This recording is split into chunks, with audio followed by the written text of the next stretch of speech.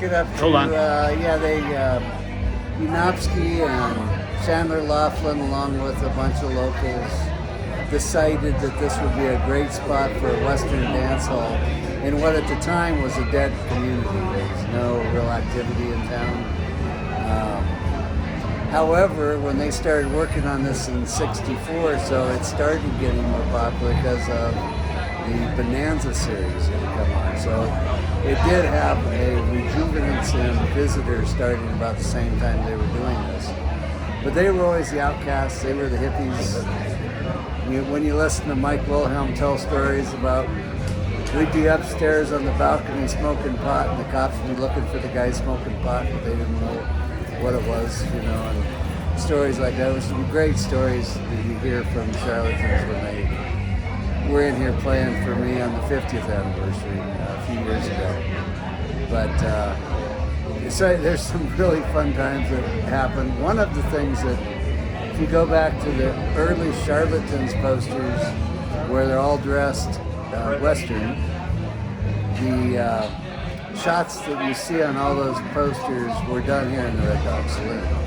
So they're in Western garb, and one of the guns that Michael Wilhelm always had was the gun that he found in a building just down the street here that had fallen over, and he dug through rubble and dug it up, and that's how they ended up with this gun. But I believe it's going to be here in this building very shortly, because the current holder is bringing it back to the building to put in on display here. But anyway, so we'll go back to where the Charlatans started a little bit. The group that did this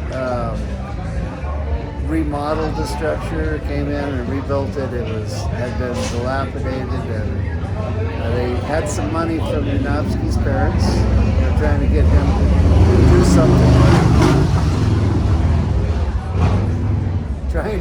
to do something with himself, and this is where they let him throw some money away for a couple of years.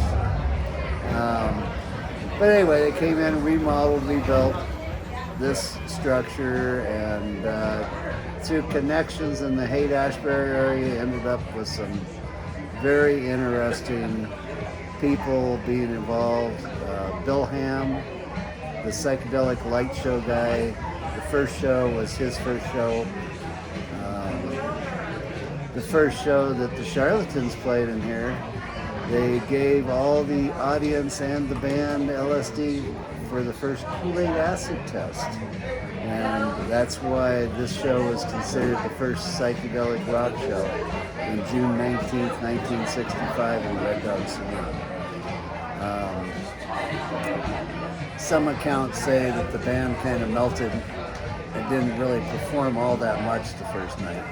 But they went on to have some good times, and certainly had some great music that I've enjoyed. They never received too much real commercial success because they never released an album while they were together. So there was always kind of a cult thing with them. But anyway, I enjoyed bringing them back. We had Michael Wilhelm with his other band, Loose Gravel, had played here, and then we got them together for the 50th anniversary with all the living players and had a great show.